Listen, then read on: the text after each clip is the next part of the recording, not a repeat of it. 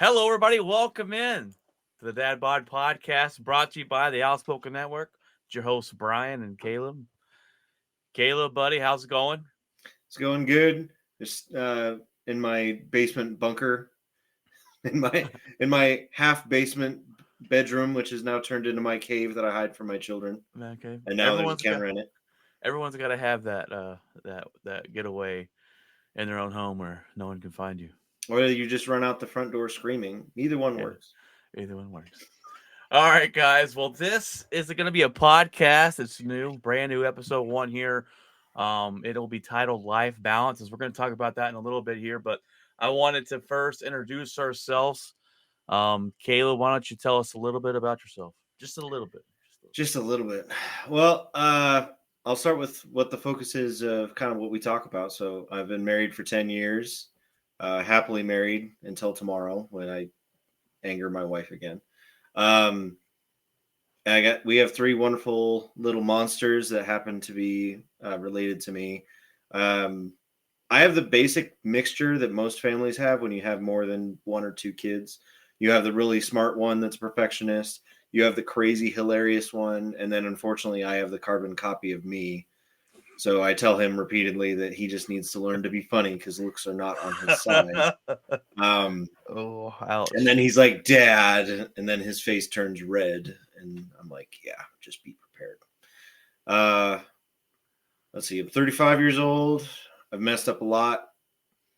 Being a dad is hard. Being a husband is hard. Being at all not terrible at those things is basically impossible. My name's Brian. I've been happily married for 12 years. Got 4 girls. I'm your typical, not typical, I guess, but I'm a girl dad. Most of the time my toenails are painted type of thing. So I just went to a daddy-daughter dance the other night. Yeah, it made me look bad. Thanks for that. Yeah. Get out on the dance floor, Caleb. Show them those robot moves. Me and Caleb go back middle school, beginning of high school. Like I want to say about grade. 22 years. Yes. I think you were 14 and I was 13 when we met. Tell them how old we are without telling them how old we are. But no, this is going to be a podcast where we come on here and talk about being a father, being a husband, just life, what we suck at, how to get maybe a way that we could be better at it. So jump on and hope you guys enjoy the ride and just have a kind of a little bit of a maybe vent sessions every now and then, I don't know. That's what this is. I don't want to pay for therapy. Right. Should I be charging you or? All right, guys, let's get into it here. The first episode this first episode is life balance, and balance in life is very difficult, and it's always been an interesting topic to me is in how people balance their lives, how they juggle being a father, being a a husband or a wife, or work-life balance. Everyone brings that out. Every job says that we have a perfect work-life balance, and you get in it and you find out that is all a lie. You got to juggle being friends. You got to juggle your mental health and all that good stuff. So we're going to talk about kind of ways that we've found that work for us. We're going to talk about some things that we failed at. Maybe we tried, didn't work out too well. But I think balance in life, first you got to figure out your goals. What's important to you? Caleb, what are some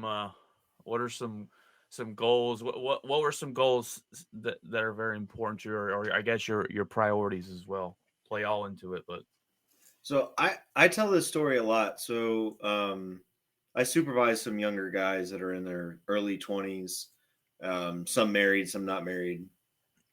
And when we talk about their future and their careers and stuff like that, I ask that question, like, what do you want? Because if you want to be a playboy and go party every weekend, good for you. That's your life, not mine.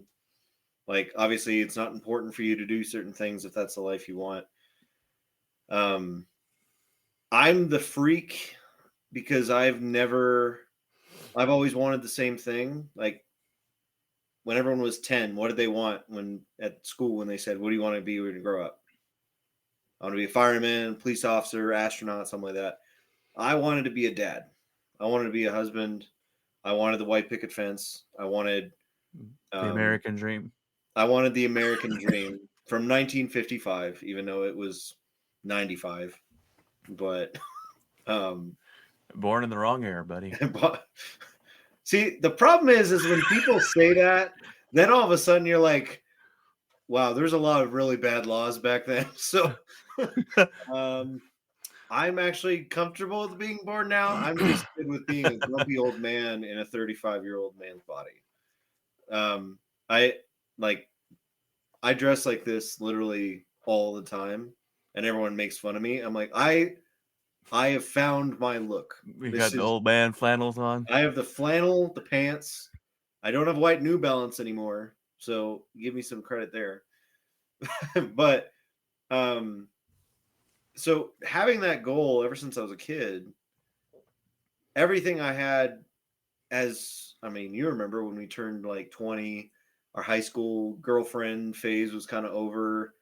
And I remember sitting down talking to you about we were thinking of becoming police officers. And for me, I was like, all right, if I'm going to be a police officer and get all the things that I want, I have to make a certain amount of money. I have to have a certain amount of things, whatever.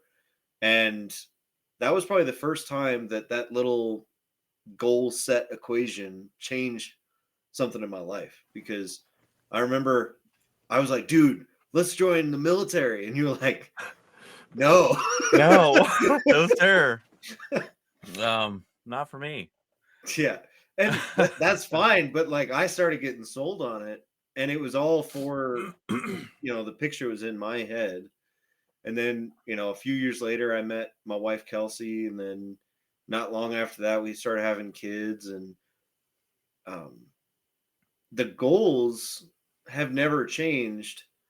But what changes is you realize that, well, the house isn't really that important.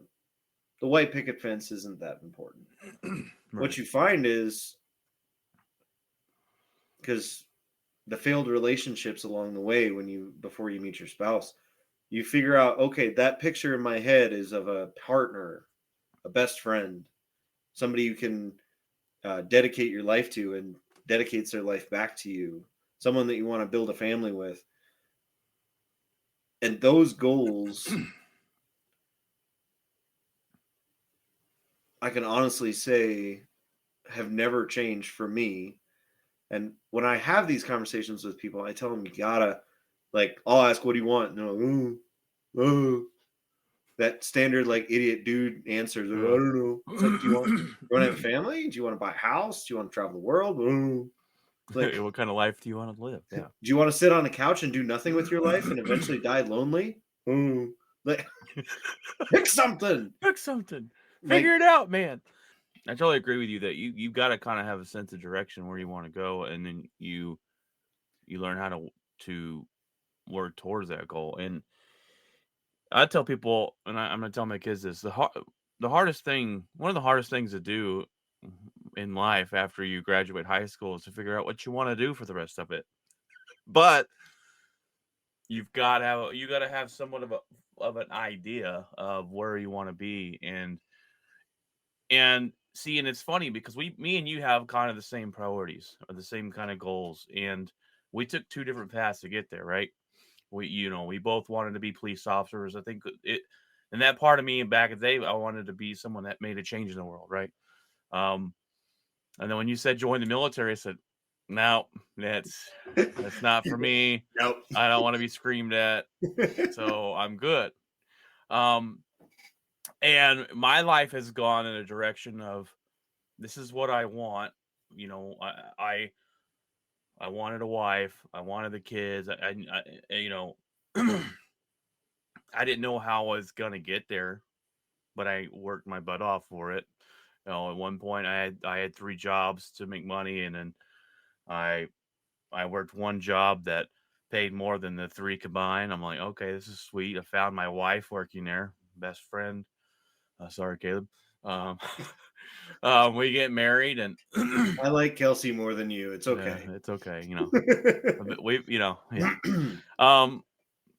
And when you start having kids, you realize I got, you realize things have changed quite a bit, and now I'm in charge of providing for some little bitty human being, and You don't get an option to stop either. no, you just work, and whether it be because you had this plan of, okay, I'm going to join the military. This is where I see myself. This is how I'm going to get there. To whereas I wanted those same goal, one of those same things, and I was like, okay, well, I've got to keep working. I've got to keep going. I've got to keep trying. And it led me into supervising. It led me into getting my CDL, and now I'm working for Waste Connections, and I'm a supervisor there now, and it's great. And um, provided a pretty successful life in my eyes. So I have a question for though. my kids. Mm-hmm. So, because I have a feeling, I mean, we've talked to each other through the years of just the fires and the issues we've gone through. So the goals and the priorities of what you want, how you want your house to run, how you want your marriage to be, how you want your kids to be raised. What were some like explosions in life that challenged your decision making that you didn't know which way was up? Because it's easy to say, yeah, this is what I want, I'm going to do it, but that's when there's no roadblocks. Right. But when you get fired at work, or someone gets sick, or you get sick, or I mean, we could both use the excuse of COVID, like when the world comes to an The end, world shuts down. like that kind of stuff, where like what's an example where it really challenged, like, man, am I going down the right path with is a family and kids really what I Right. want? Right. Well, I got tested on really early in our marriage. Tell you a little sad story, which you already know this, but when me and my wife got married, we moved to Utah, and we basically had a honeymoon baby. Wife got pregnant right away. We were excited. I was ecstatic. And the only thing, and I don't know how I knew this, but I just knew when I become a father, I'm gonna be great at it. That's the only for sure fire thing that I was ever at in life, saying when I become a dad, I'm gonna be the best dad I can be. And I just knew it. So I was excited. Well, we ended up losing our first child. We had a stillborn. My wife was 8 months pregnant, and we had a stillborn. Boom. Right when we're starting off our marriage. We were really good friends before we got married, which I think is a huge key out there for all you people that aren't married yet and looking for it. Find someone that you can be really good friends with. That's a different episode down the way, but Important point though. right, very important point. And that could have shattered our relationship. That trauma could have ended it right there, right? But it didn't, thank God. And we fought together. We fought to save each other. Basically, we were each other's rocks during that hard time, and I just knew. Well, for that one's a kind of a hard one to get through. Like that right there is like talk about a big explosion in life. Yep. But I always knew that this is my wife, and we've got to work through it. And if I want my ultimate goal, which is kids, and to be happily married, I'm gonna keep fighting for what I want. And So then here's a question, because everyone goes through these nuclear explosions. I think yours is probably the example of like the worst possible scenario. yeah, But why do you think men, excuse me, men in marriages, with or without kids, just give up when it gets hard. Because That's a tough one. I see it a lot. Yeah. I mean, we all see it. And I sometimes think the other person gives up, but yeah. And marriage is dying nowadays. I mean, a lot of people that get married, they don't take it serious. They don't take it as serious as we do. There's some people that it's just a piece of paper. I can I can go to the court tomorrow and get the process started to start over. That's a question I don't think anybody can answer, Caleb. That's a tough one. well, I'm asking you for your you're opinion. asking me for my opinion. Oh, This is going to be in the record channel. It's gonna be the record. We will write books off this podcast. We will restart the enlightening society. The words that From are the words that are about to be spoken. Then I don't know if we got the right guy on the other end of the line. Who I would say it's. I don't know. I don't have an answer for that. That's tough. That's tough. I have one. Okay, give me your answer. Very mean. Oh, dang. Okay, well, let's hear it. So, I think there's crazy circumstances for everything. Yeah. I mean, every marriage is different, so that's why it's tough. Yeah, it is lagging a little bit. Yeah, but so let's say let's cut out the she killed somebody. Let's cut out. She cheated on somebody. Or she cheated on me. She cheated with the entire football team or something like obvious, that, right? That you would, yeah. Yeah. But what bothers me the most when people give up on marriage, with or without kids, is when they say, "This isn't fun anymore. I don't love her anymore. the sex isn't good anymore. There's no energy. There's no life. There's no this. There's no that." It's not based on what it should be. Those are, Well, right. And to me, this is the mean part, but I just count that as you're just a selfish little boy and you never became a man. And I say this because I didn't think I had the ability to get through what I've been through with my wife. So, my not as serious story, but my wife has had health problems like crazy over the past 6 years. And the hardest one that she went through was she lost all her hair. And she struggles, it was so hard for her.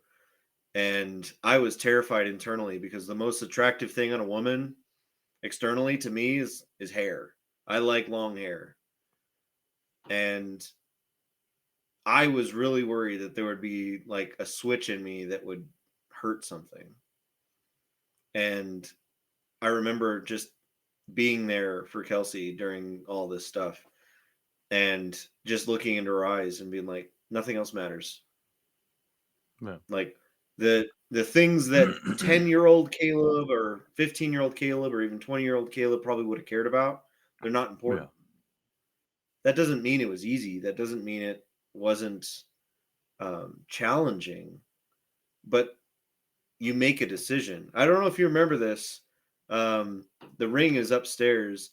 I remember that cross ring I used to wear. And I used to say, "Be a man."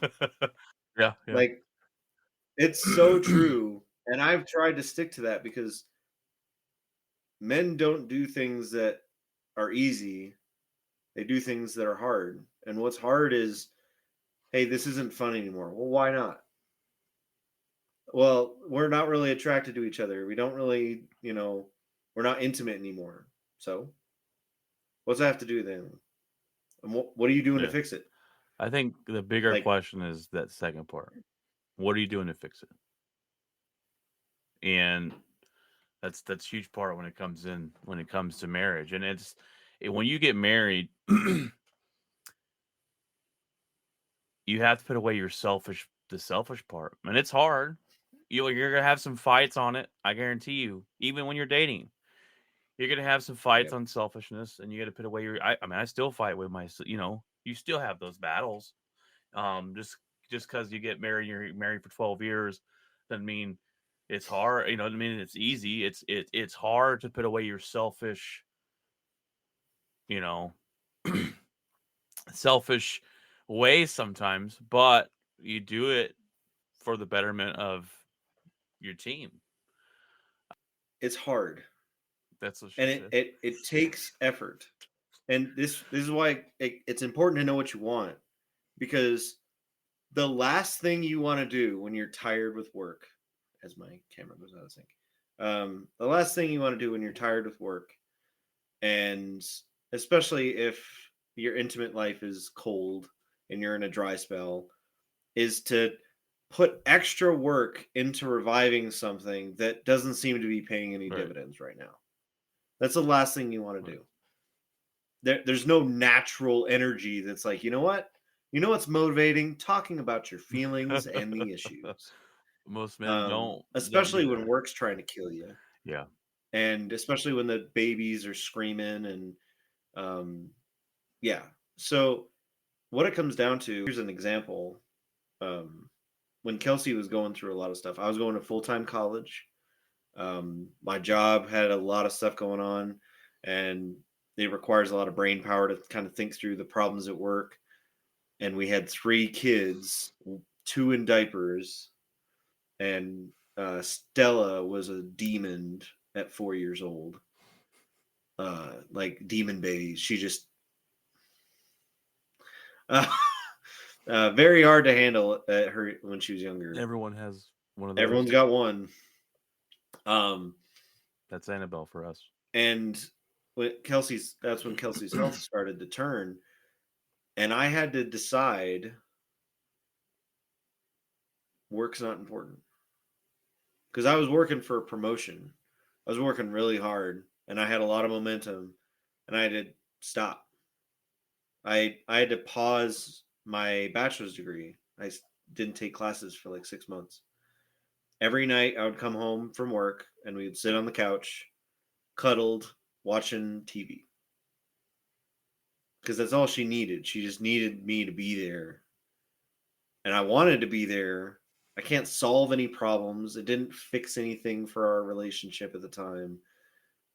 But those are the times where you have to decide, all right, this is what I've decided to do. This is my goal. This is the life I signed up for, and I'm going to see it through, even if that means it's hard, even if that means it's frustrating. And Even if it feels like you got to put yourself on the back burner a little bit, yep. right? And this is kind of something I wrote down just a little bit ago. We make sacrifices in life, right? When you're not single anymore and you're married and you have kids, you make sacrifices.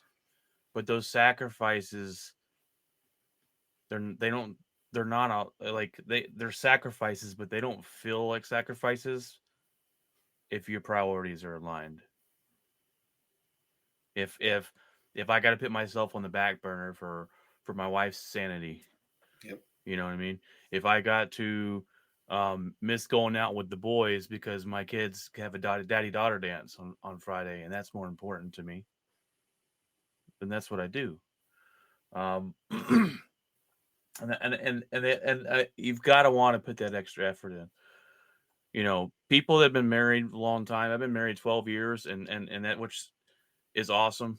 Um, Nowadays, people think that's a long time because you know what I'm saying. My in laws just celebrated their 50-year anniversary. That's a long time.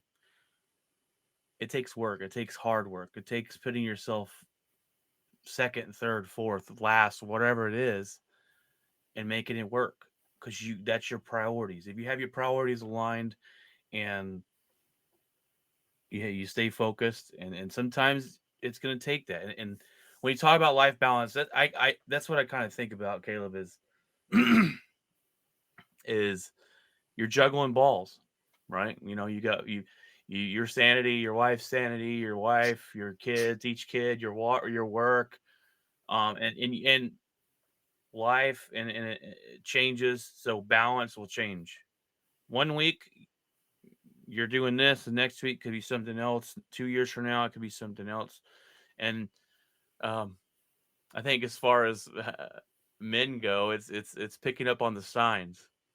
For me, picking up when I can tell my wife's getting irritated and she needs a break. I'm like, all right, what can I do to give that to her?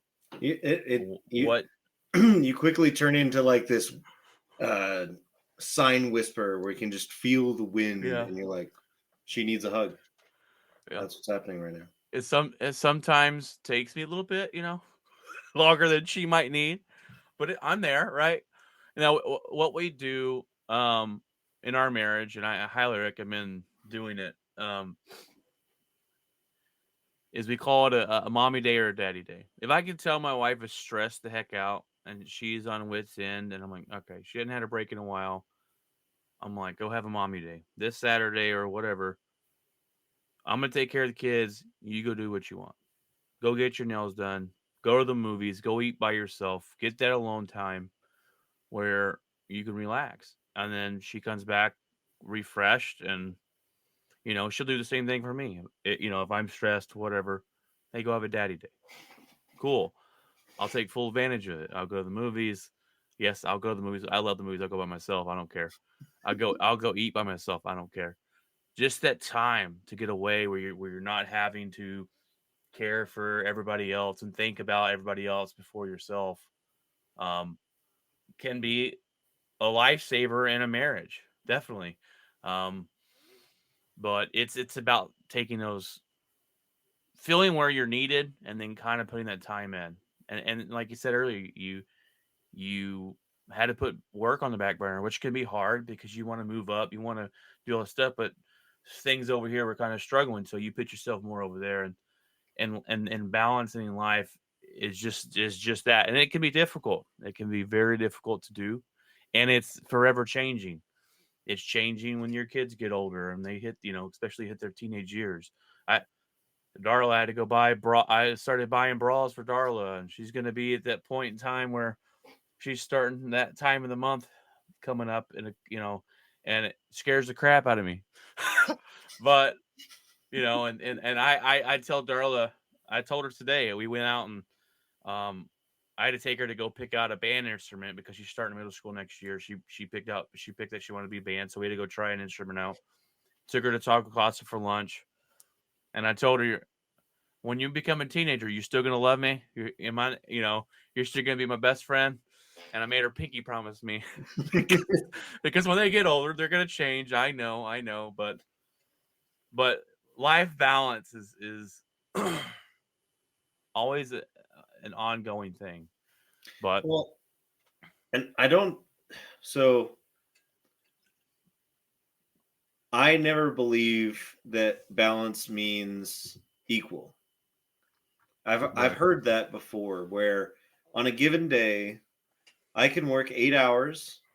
I can make sure Kelsey is sane and I'm sane and the kids feel loved and the bills are paid and I get to go to work out and I get to do some reading and I have time to chill and I get to talk to my family. Like, there's not enough hours in a day. There's not enough hours in a week. There's not enough hours in a month. What it comes down to is those priorities. And sometimes it's 100% one of the kids because the kid is sick. yeah. And the other two kids have to see, like, hey, like, Jameson's sick. He gets more attention right now. You guys got this, right? We're all a team here. And when it comes to the marriage, there's sometimes where marriage, like the relationship, is at a zero because someone's parents sick, or Right. sometimes you can be the number one priority.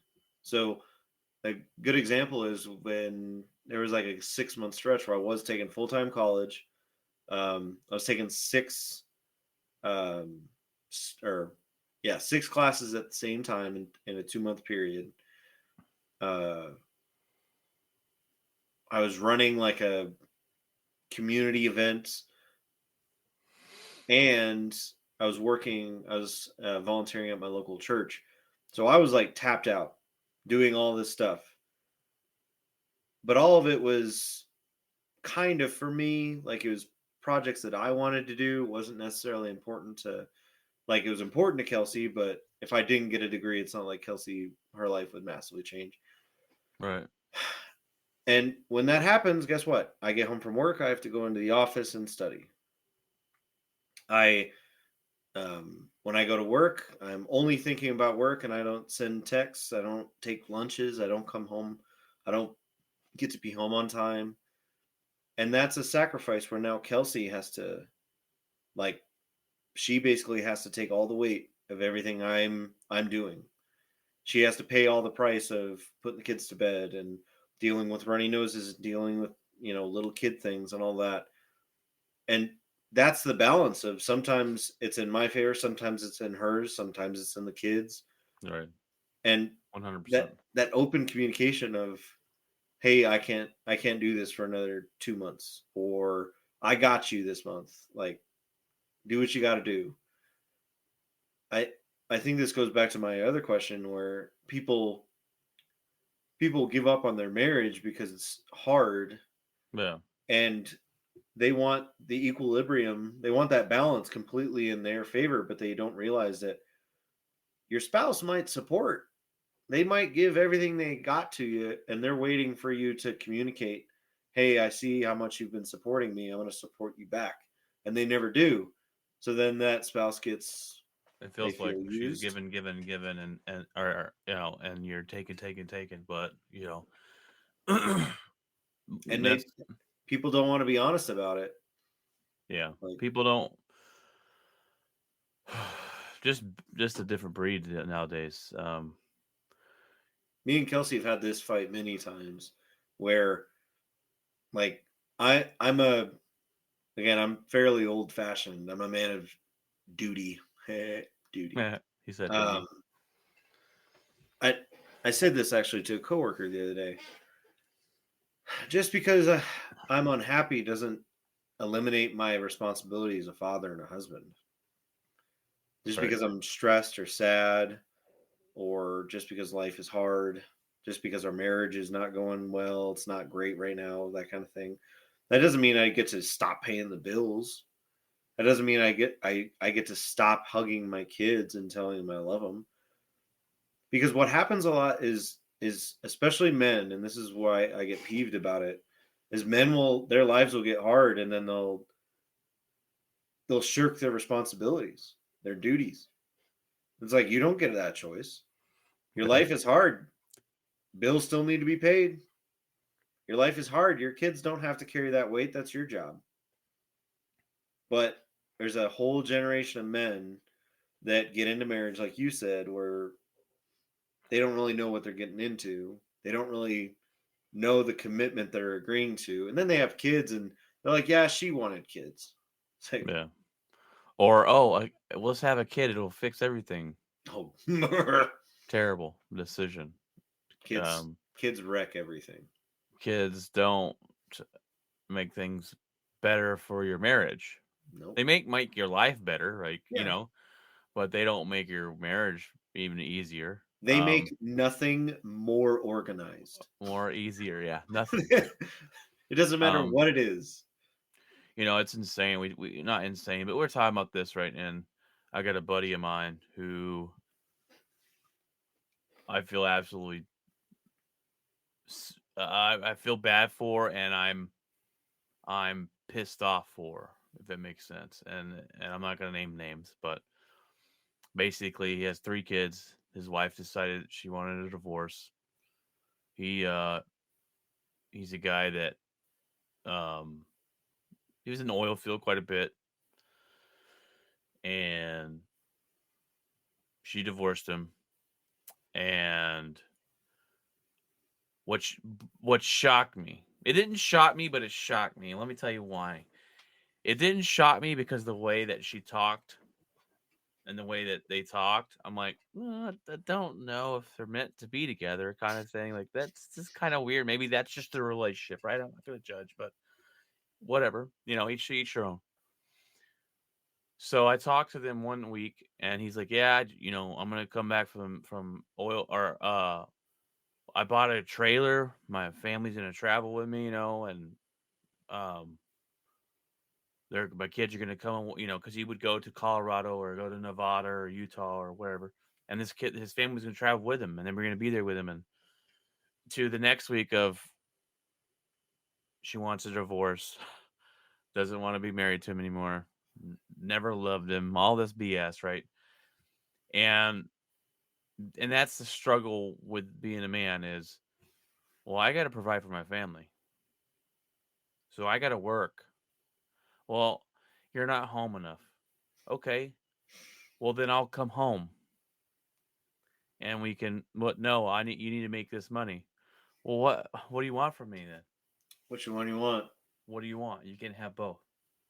It's Well, actually happened to another buddy of mine too. Same thing is it's the same exact thing. I'm like, man, that is so unfair and ridiculous. You can't, you making all the money. His wife, this is a different subject. His wife didn't have to work. He went to a different job to have a better work-life balance. Then she had to get a job, and now she's mad at him, wants a divorce because I'm used to a certain lifestyle. You don't provide that for me anymore. But then when he was doing that lifestyle, all you do is come home and sleep. You don't have time for the what do you want? And what do you want? That I get mad at. I get mad at that. But well, so I think there's a couple things to address with that. So I think the easy one for all men to do is be like, well, they have unreasonable expectations, and they like for the wife in this situation, like she needs to be more understanding that things are hard. But you ever heard of a book called Extreme Ownership? mm-mm. So it's a book by a military guy, lots of experience in battles and things like that, and it's like owning the problem. So if you're a manager and somebody makes a mistake, one of your guys makes a mistake, who made the mistake? The guy did. But who owns that mistake? The boss. Yeah. El Jefe. So, yeah, El Jefe. In the case of a marriage, and again, this is old fashioned, I'm sure the world will probably think I'm a terrible person for saying, I do believe that is what me and Kelsey at least agree on in our marriage, that we make decisions together. I'm an idiot if I do not take her advice and take her counsel when we're making big decisions. But regardless of what the decision is, if it was her idea, if she swayed me or I swayed her, or whatever decision is made, right, wrong, or indifferent, it's my fault.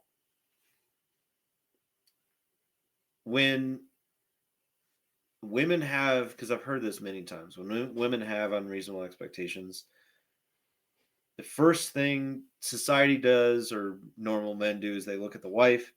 I look at, was the man honest about his capabilities? Because I know that I've lied in my life because you're too scared to admit, hey, I can't sustain this lifestyle. I did this to woo you.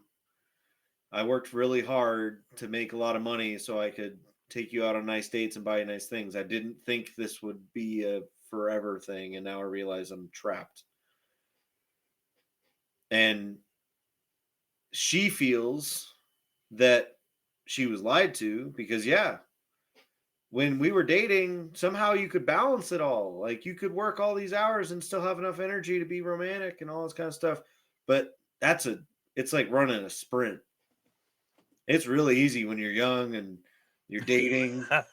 Like you can ask Kelsey. Ask Kelsey of the conversation I had with her, because I had been I was a lot more experienced. I had a lot more self-respect by the time I met her. But obviously the first month or 2 or 3, I took her on nice dates. We went all over the place. I never talked about money, never mentioned it, but my wallet was like moths were flying out.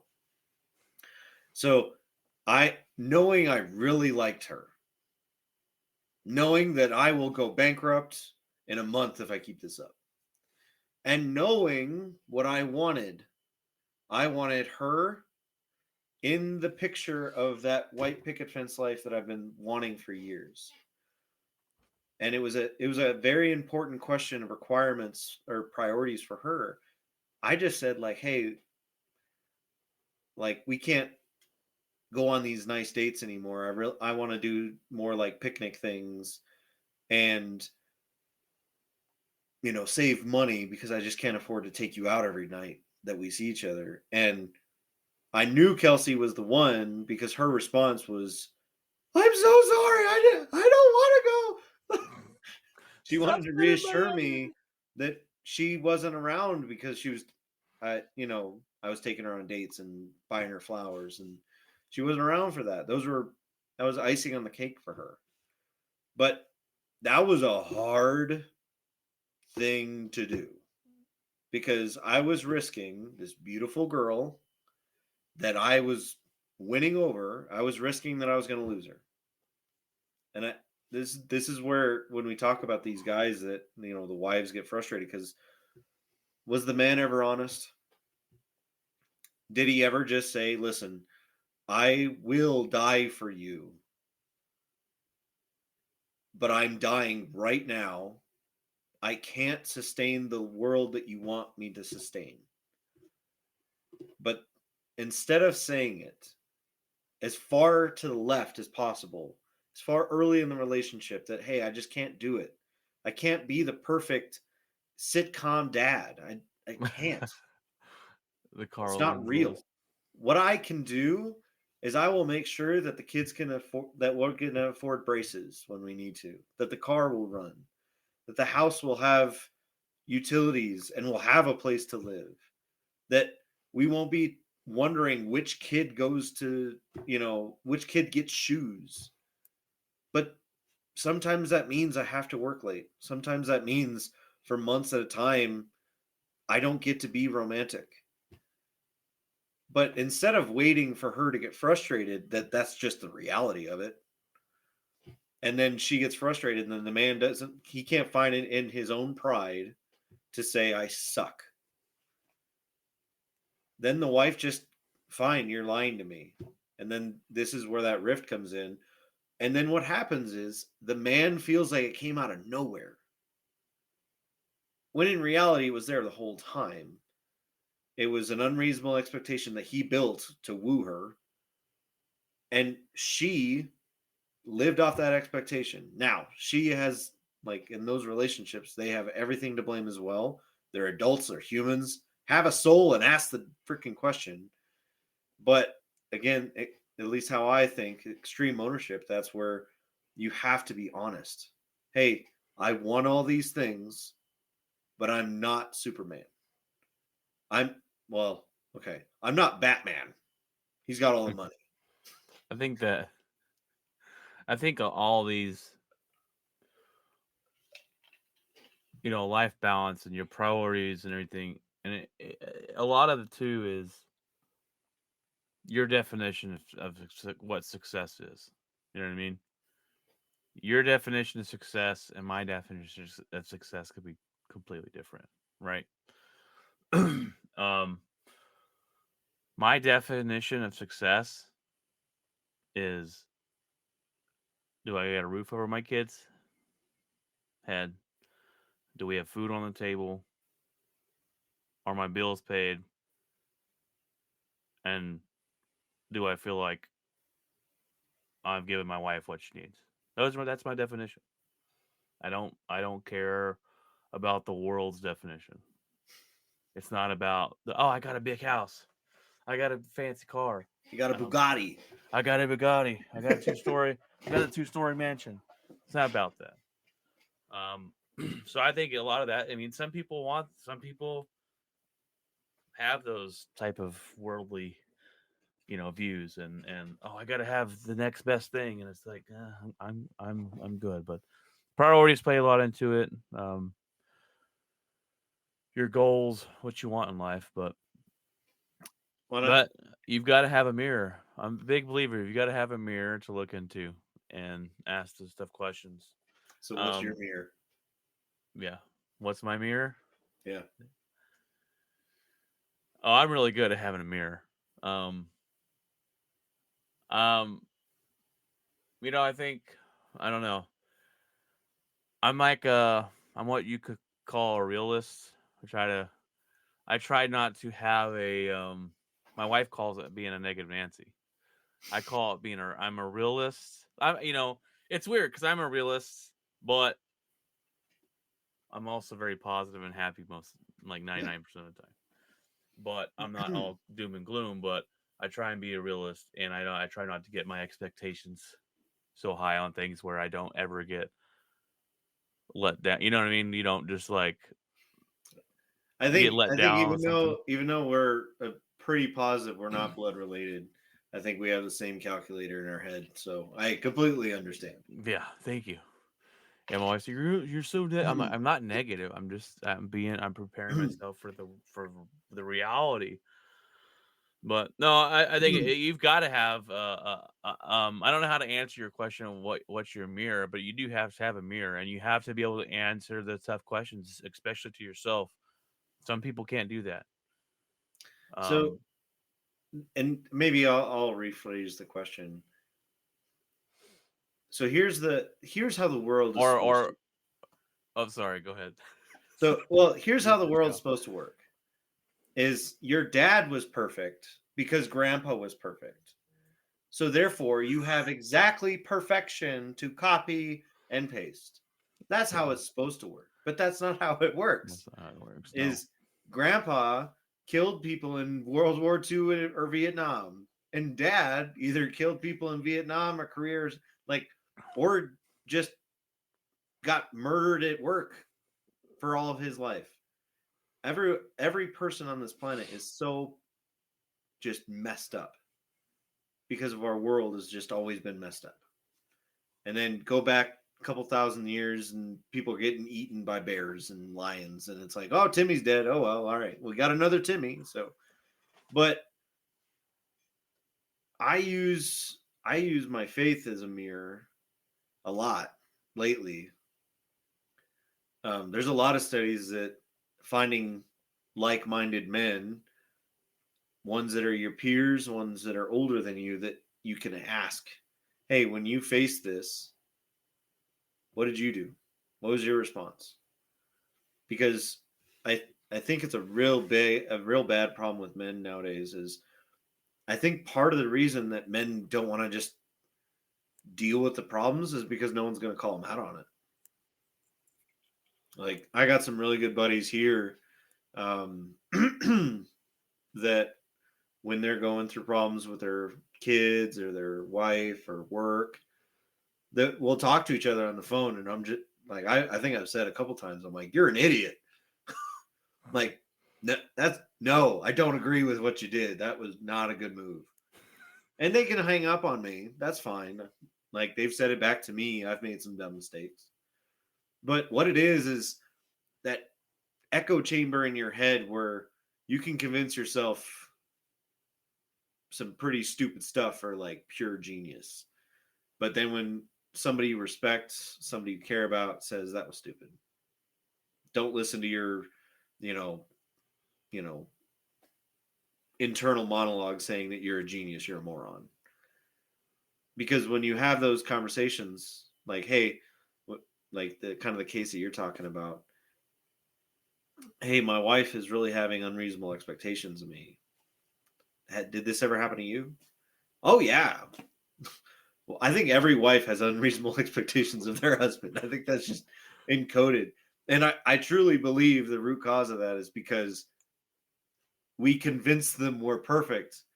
Like we always have a chiseled jaw, and we always buy flowers and open the door. And we don't ever lose our cool, and we always have something snippy and funny to say. Like it's just not true.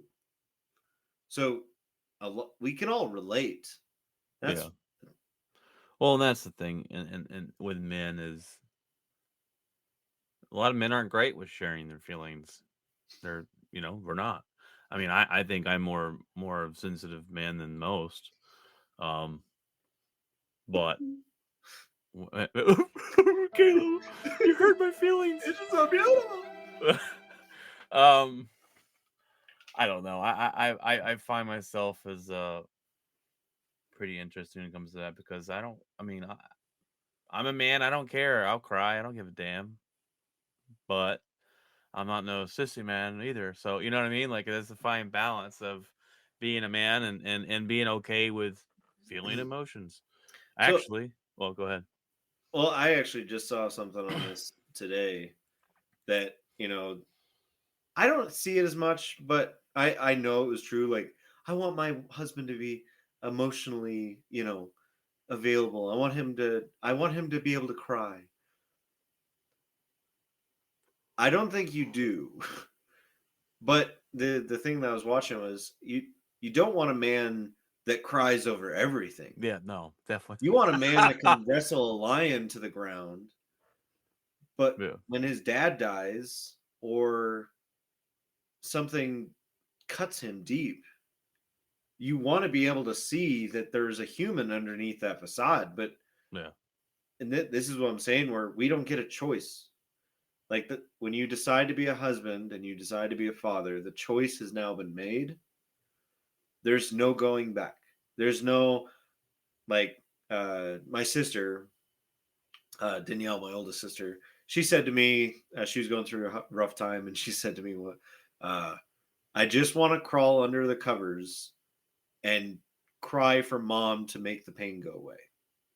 She's going through a real tough time, and man, did that cut deep because I knew exactly that feeling where the walls are caving in. You just feel like a terrible, just everything in life is falling apart. And you just want to wake up from this nightmare and be hugged by your mommy like you're a little kid again. And everything is better with one hug. But the truth of the matter is we can feel that.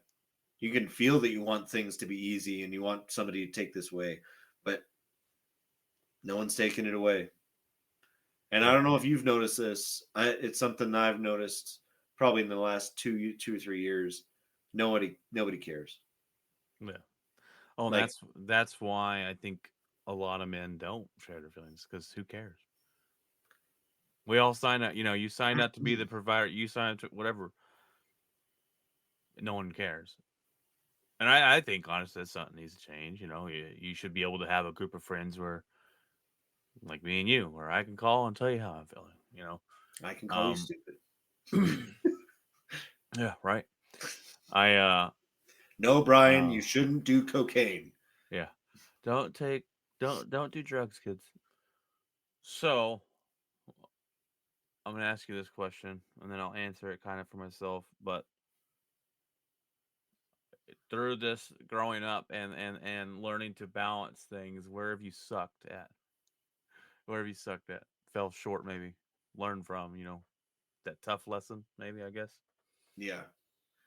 Um,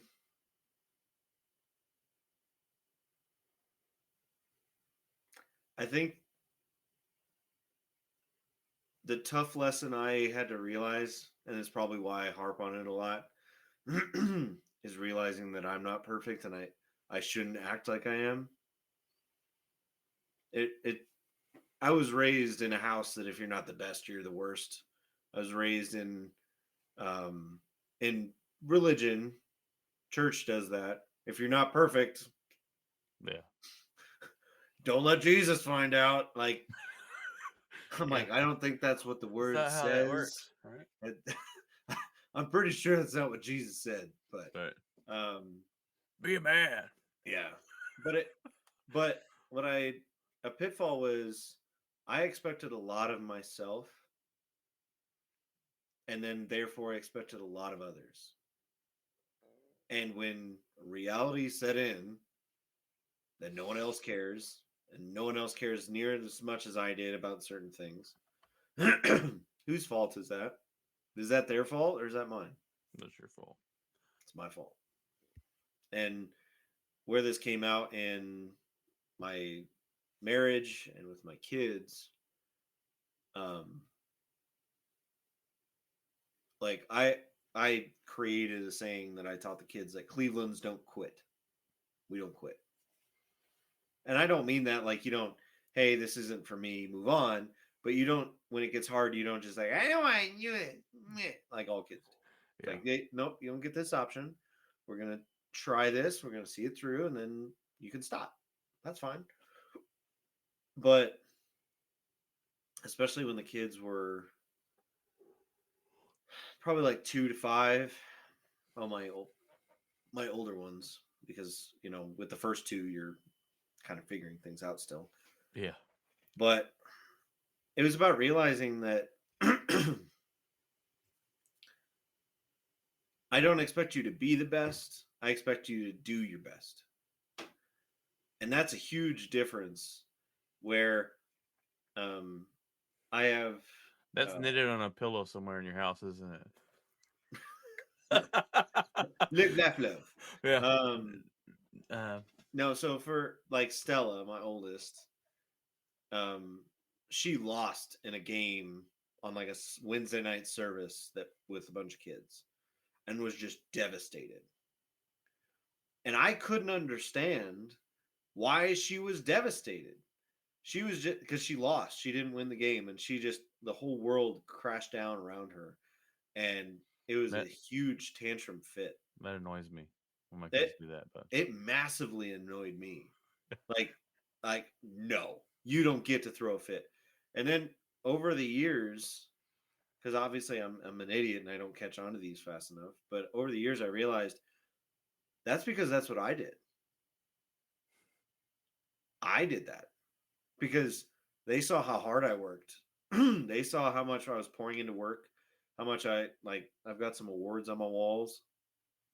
I never told them, if you don't get a trophy or if you don't get first place, you're a terrible child and I don't love you anymore. I never said that. But somehow they took, if they're not getting the accolades and they're not driving as hard as dad is, then they're not worthy. And I think it was like 3 or 4 years ago. I remember came home another night, Stella lost and was freaking out. She lost to her friend, and her friend won first place. And she was so upset that she lost. And I'm like, why are you upset that you lost? You should be happy your friend won.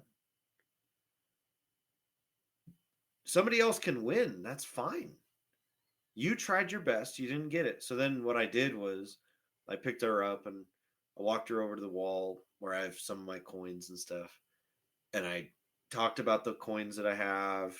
I got some cool stories to go with them. And then I said, you know how many coins are not on this wall right now because I suck? I was like, because I lost. I was, for every one of these stories is 100 of things that I messed up, that I didn't win. And then I started telling her those stories of, like I sent somebody a memo one time, like an email, and I sounded like a 2-year-old because I didn't proofread myself and I looked like an idiot in front of everybody. I told her the time I flipped over the fence when we were kids. Greatest story of all time. I thought I was the coolest guy until I flipped over. I still pee my pants laughing at that thing. But it's about like that pitfall of balance is,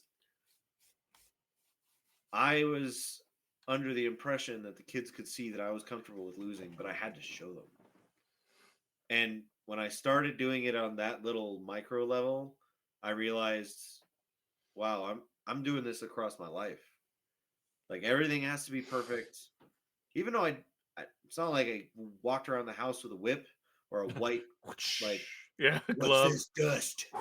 Like nothing like that. But because I had to have things perfect for what I did, it raised expectations for everyone else, almost subconsciously. Like Kelsey didn't even bring it up because she didn't even think about it.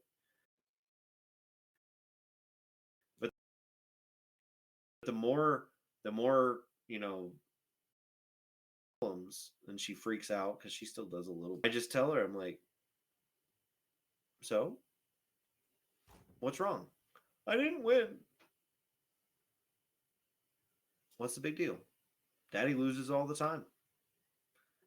You tried your best, right?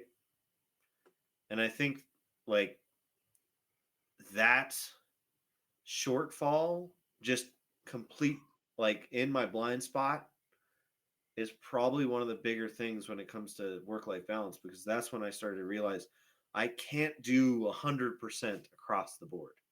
I can't be 100% a perfect Christian that goes to every service and every potluck and everything for all those people, and be the perfect husband, and be the perfect father to 3 kids, and be the perfect worker, and be the perfect son, Right. and be the perfect brother. Can't do it. It's impossible. So stop acting like you can and just say, yep, I don't call my parents enough, or I call my best friend like once every year. Right. Like, so that would be mine. And yeah.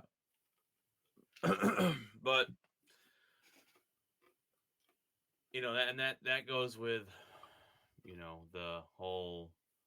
the way I look at it in work life and life, and just balancing life is it changes on the daily. It changes on the weekly. I'm gonna get better at this, and you get better at that, and you fall short somewhere else. Well, all right. Well, let me go. Okay, hold on over here. This kid needs a little more time with me, or oh, hey, maybe this kid needs. Maybe I need to go take her on a daddy-daughter date, or when I go to the grocery store every week, I usually go to the grocery store on the weekends. I take one kid each time. Different. It's Darla's turn. It's Phoebe's turn. It's that's the way they each get a chance to go to the grocery store, daddy, and they love it. They get a little treat. They come home with some candy. They love it. It's just I literally little just things. started that this morning. It's the little things in life sometimes, especially with kids. Yep. But I would say one of mine, in my marriage and stuff would be, I guess, sympathetic. Like if I don't go through, well, I don't know if that's really a work-life balance thing, but whatever. If I don't go through, like, my wife might be going, she has kind of like hyperthyroidism, where Okay. she gets low energy days where she doesn't feel like moving, getting out of bed. It it like if I haven't experienced it, so I'm really easy to kind of not neglect it, but I don't think about it. Yeah. At first, I'm like, oh, she'll tell me, hey, I'm having not now. Now I know. Okay, when I get home today from work, I need to start. I gotta take the bigger, you know, bite of the apple. What do you want to call it? I need to make dinner. I do this. Well, in the beginning, I'm like, I don't know what that is. So, well, I come home. I'm like, it's a little bit of that, me, a little bit of selfish in my own thoughts or my own. I had a crappy day, and then she'll tell me she had a crappy day. Well, when I come home from work, she's, oh, hey, here's dinner. How was your day? And sometimes I can fall. Sometimes I don't remember. Hey, she told me she's having a bad day. What did I do for her? You know what Yep. I mean? 100%. So it took a long while, not a long while. It took me a while to figure those things out, or being a girl dad.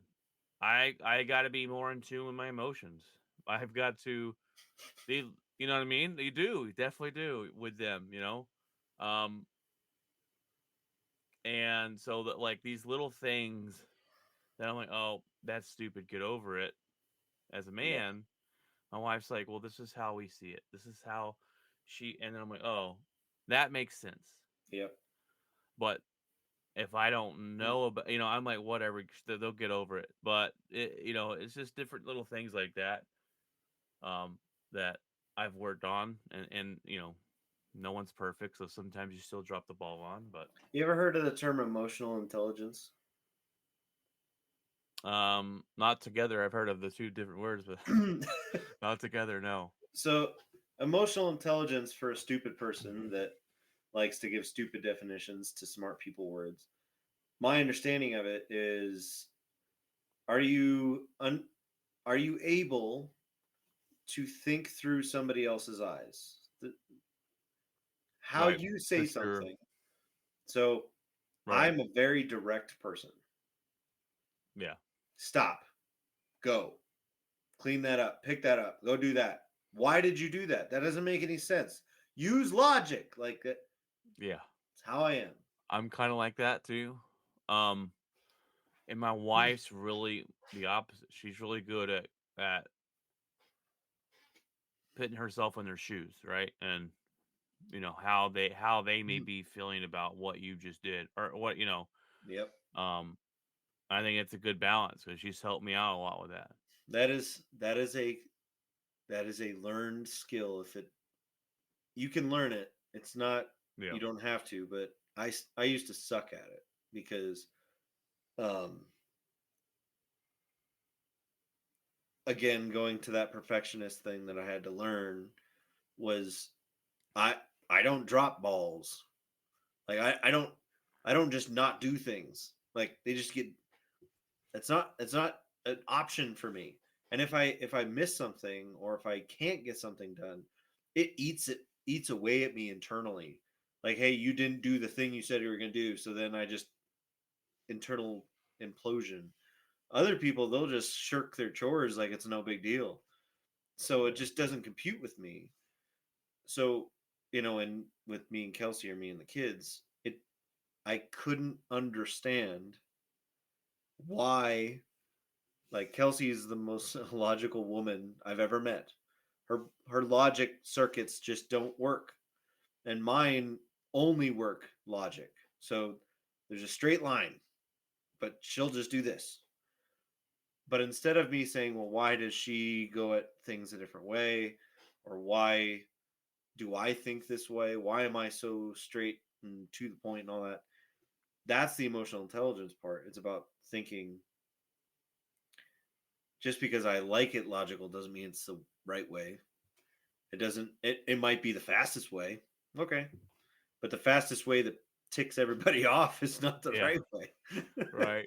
And It's I like was I can get thinking the that, house like, cleaned faster than anybody. yeah, Meanwhile, everyone hates me. on the yeah.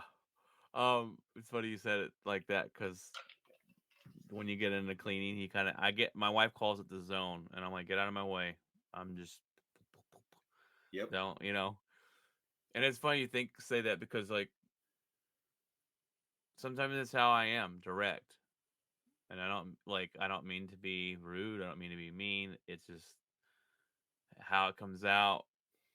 And sometimes I think we do that thinking, boom, you see the job and you just get it done. You're like, I did it. Good job for me. Awesome. But there was those corners that you should have taken to, you should have, that the wife might see, you know what I mean? Like Yep. to save someone else's, your kid's feelings or whatever. Well, to pull at that string a little bit, it's so much harder to teach a kid than it is to do it yourself. Oh yes. But what's more important? Yes. Teaching your kid. Like, And you've got to let them fall. You've got to let them learn those hard lessons. but it takes so long. Yeah. Yeah. I would be done by now. Oh man, it's so true. You know Like, what if I rubbed a lamp and got 3 wishes, okay? One of those wishes would be I wish I had my knowledge that I have now and go back in my life and live it when I was younger. Not that I would change where I'm at. But should be my better God, at I want to go to the high schools and be a motivational speaker and tell these kids what you think is important right now does not matter one effing bit. it has no bearing at all. The clothes you wear, the crap you have, you making fun of this person because it does none of that effing matter. I want to shake them. Doesn't matter. Don't All that shake the matters teenager. is you get out of school with some type of knowledge how to be an adult and figure out what you're going to do for the rest of your life. But anyways, that's a little side point. I got a question for you too, and it kind of I didn't hear about this until probably a couple years ago. Love language. Okay. What's your love language? Because I'm like, what is love language? And they explained it to me, and I was like, that actually makes sense. So Because certain people like to be loved certain different ways, and that plays a lot into balancing your partner's your wife's love language. How do they like to be loved? Am I doing that correctly? Am I showing the right kind of, you know what I mean? yeah. For me and Kelsey, I don't know if this is luck or whatever, but our love language is exactly the same. Words of affirmation and physical touch. So we have a daily ritual. We wake up together. Sacrifice the goat. What? Sacrifice a goat. It's a daily Oh, ritual. no. Cheeseburger. Cheeseburger. Anyways, sorry, go ahead. We have, we breakfast together. I leave at the door. We kiss each other goodbye. Say I love you. Like she could walk by the hallway. I'll say I love you. She could, we'll be on the phone for like 4 seconds. Hey, buy milk. Love you. Bye. That like positive linkage that we've created that is kind of our validation. That way, like if one of us is super mad and we said, like one says I love you and it's like love you too. It's like, all right, what's wrong? You're saying goodbye in the morning and the kiss is not as like passionate. It's kind of like a peck. It's like, what's wrong? It's how we have learned to stay in sync with each other. And it's been 10 years, well, 12 if you count us dating. And we've always been like this. So I don't know how it would work if we didn't have the same one, because I feel like we'd miss each other. But that's just because me and Kelsey have been doing the same thing. What about you? See, we're different. My wife is she likes when I don't know the technical love language terms, but she likes it when I do things for her. Oh, acts of kindness, acts of service. She's acts of service, and she's the person who, like, we may not be doing the same thing, but she wants me in the same room with her. Yeah. So mine is, or hers is also words of affirmation as well. Like, you sprinkle a little bit of that. I think everyone's kind of like, you want someone that you want. Mine's physical. Like, I like physical touch. I want a hug, a kiss. And that and probably the acts of kindness. So we're kind of the same on that. Like, if I go, like, my wife's really easy. If I go to the store and I buy her a bag of Reese's because I know she likes Reese's, and she didn't say, "Hey, go buy me," I come home, give it to her. Oh my gosh, you thought of me. That's amazing. You know what I mean? Yeah. Like, very easy. But it's it can be difficult sometimes because you got to, that plays into making sure she's good, life balance, and it is different when because sometimes, like, when my physical touch, when I come home, she's done, she's touched out, whatever you want, she's and she doesn't want me to come home and smack her butt, you know what I mean, or come home and just, you know what you signed up for, like, right. Yeah. So there are those times where that goes in the back burner, right? For myself, because I can tell that she's just done. Kids have crawled over all day, shouldn't want to be touched. But I also kind of get it too, because sometimes I'm like, get off of me and leave me alone. But so it is different. But I think it's important to understand your wife or husband's um, love language. So Well, and I think understanding it's a temperature gauge to know what the balance needs to be. Because, like you said, like if you've had a terrible day at work yeah, and like she knows that you like physical touch, and she goes to hold your hand and your hand is just like cold. You don't really hold her hand. You don't give her a hug, or you do, and it's just kind of like lackluster. It's a temperature gauge to say, okay, something's really wrong because even on standard bad days, this isn't a big deal. Kelsey has really gotten really good at this. So I'll drive home. I have like a 10-minute commute from work, and I call her as soon as I leave the office, I do the same thing. Go, hey, I'm on my way home. and she hears the tone, Yeah, and yeah. she knows like,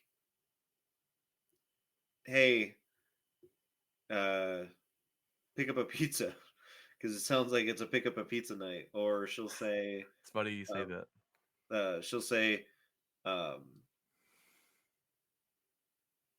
why don't you take the rest of the drive to reset, and we'll talk when you get home. And that means so much to me, but that took a decade for us to figure out. Yeah, And I think that, like, again, the love languages, I have a feeling we are all over the spectrum as far as, because, like, when you said acts of service, I'm like, you know what? We just talked about this, like, last week. If Kelsey asked me, like, if I was playing a video game and so she's like, hey, can you take out the trash? Sure. Just take out the trash. If I ask her, hey, can you get me a glass of water? Sure. She gets me a glass of water. yeah, Like, there's no, like, oh, I don't want to. It just, sure. yeah, yeah, Because, like, at least during this season, because it's not always been like this, we are at a fairly level equilibrium of if she needs something, I'm there. If I need something, she's there. I'm in tune to what she's thinking. She's in tune to me. But that was hard to achieve. And it's not going to be like this season forever because soon, like, a kid's going to get sick or she's going to get sick again. we And call them chapters. chapters. This is Yeah. a different chapter. You Chapter know, 4. She's cold and aloof. going to well, and it does take a while to learn those things. Um, you know, it does take a while to learn your love languages. How I didn't know what love language was till 2 years ago, and we've been married for 12. So yeah. Um, not that I didn't already do some of those things. It just I was like, oh, okay, this actually makes sense. And What is the biggest weight? What are the, how do I say this without sounding like a terrible husband? Um, how do I rephrase this? How I guess what is the most important thing that you are watching at all times to maintain balance? Is it your work?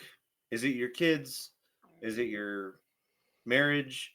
Is it your faith? hmm, Like, what is the number one thing that you're watching?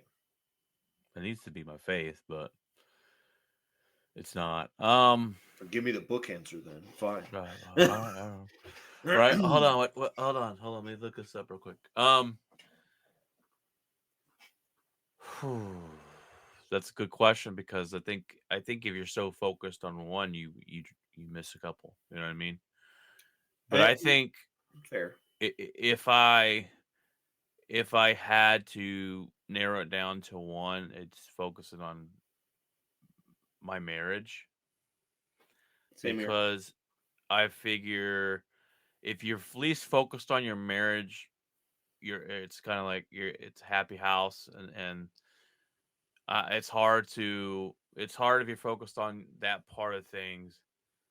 Then the kids, the kids' balls you're juggling there. It's going to be harder to drop because you're both if you're focused on your marriage, you got really good communication, right? It's a big part of marriage. We haven't said that word, big part of life and balance and communication. But I think if you're gonna focus strictly on one, um, it would probably have to be marriage. And I just think that if you're focused on that, you're pretty well covered on a lot of it. And then it also goes back to your priorities. Is your priorities, are you married to your job? No, you're not. You're married to your wife, and um, life is more important. And how And long are the kids going to be in the house, right? right, Like seeing my parents as we all moved out of the house, seeing my in-laws, your parents, a lot of my other friends with their parents, as like you don't think about it because your entire like even now, the majority of our life was in our parents' houses. Even now, until we're in our 40s, most of our life was under our parents' roof. right, But in the grand scheme of 60, 70, 80 years, that's 1/4. So I 100% think it should be marriage. I mean, it should be faith. I suck at that. That's 100% true. But outside of that, your kids are watching. yeah, So for your girls, do you want them to marry a man like you? Do you want to be an example of a man that they will one day find? Because that's what they're going to do. They're either going to look at you and be like, I never want to get married, or they're going to look at you and be like, I want to find a man like that. right, And if you're doing your job right, that's what happens. I think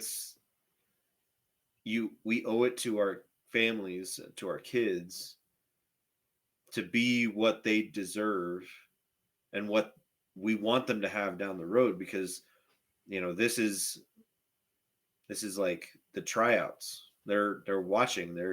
Oh, okay. So he's really nice when he's in public, but he's kind of a jerk in private. He's so focused on work, he could give a crap if it's mom's birthday, or he give a crap about saying I love you, or then that's the man that they might marry one day. yeah. And I'll murder somebody that treats my my daughters bad. So Yeah. My, and no, you're 100% right. Your kids are a sponge, and they take in a lot more than you think. too much. Way too much. Um, it's funny because I kind of use that as in my parenting style. That makes sense in this way of I had a great childhood. Don't get me wrong. I had a great childhood. I love my mom to death. My dad though was not. He was here. He went to work. He provided for us, but he wasn't your typical dad. He wasn't like your dad. Your dad, I think, is the not. I'm not say typical, but he taught you a lot of life lessons. He let you hold a flashlight so he could yell at you, type of. You know what I mean? When my dad, I didn't get a lot of that stuff, unfortunately. Um, and I knew when I became a father what I wanted to be like. You know what I mean? So So, uh, good. so, but I took that, and I think that's especially when you see an example, whether it's you and your parents or your kids to you, either kids take it and run with it, or I take it and run with it. Oh, this is how men are supposed to be, or you go, I'm going to be the opposite. You know what I mean? I'm going to be better.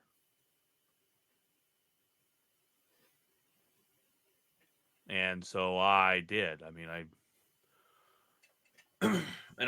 think that too is also because they say nowadays fathers are spending time with their kids like 1,000,000% more time with their kids than That's what I just wrote down. I think that's a good podcast yeah. topic of why. I think you kind of alluded to it, but I think like I've gotten a lot of mentors, like Gen X mentors, a couple boomers that are still in the workforce. Get off my yard. And they all they talk out both sides of their mouth where, you know, I need you to work so hard and sacrifice, but then they'll also say, you know, Work-life balance. yeah, exactly. Yeah. So Doesn't exist here. yeah. And the way I strike that balance is I say there are times that I have to ask my family, can you do this without me? And then I focus my attention on work. But there are times that I have to be comfortable saying, I don't care about you, work. I'm going to focus on family. Which that doesn't mean I get to skip out early. That just means I'm not going to stay late. Yeah. That just means I'm not going to purposefully pick up more work. Or if my boss asks me to do above and beyond, I'll be like, I can't. Yeah. But that comes at a sacrifice of, you know, promotions or opportunities or cool stuff or whatever. But you have to be comfortable with that. And I think what we learned in our childhood is, and I hear it from my dad now, it's all for nothing. Like that paper you turned in that was perfect doesn't matter.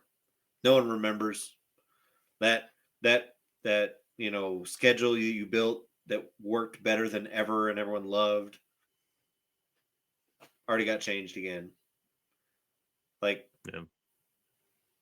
you can do a lot and get lots of credibility and everyone at work can love you and just say, man, you're always on top of everything. But they don't care about you once they go home. Why would they? Once they punch that, like they punch that time clock. Because they just want to go home to their families. The kids will remember when you're not there. Yeah. Your coworkers won't. I'm a big believer, especially in the trucking industry. I can make a lot of money going over the road. Yep. I can. Actually, let me tell you a story real quick. We're already an hour and a half in. Tell you a story real quick. I used to work for Benny Keith Food Division. Yep. So which where I got my CDL. And I delivered the food, drove the 18-wheelers, delivered the food. Well, I used to sometimes deliver to the Cowboy Stadium, AT&T Stadium. And it was cool because you drove under the stadium. You had to get there early, but the guys wouldn't show up until I would have to be there around 5 in the morning to hit my dock. But the guys didn't show up till like 8 o'clock in the morning to check the food. So you get 3 hours of just chilling.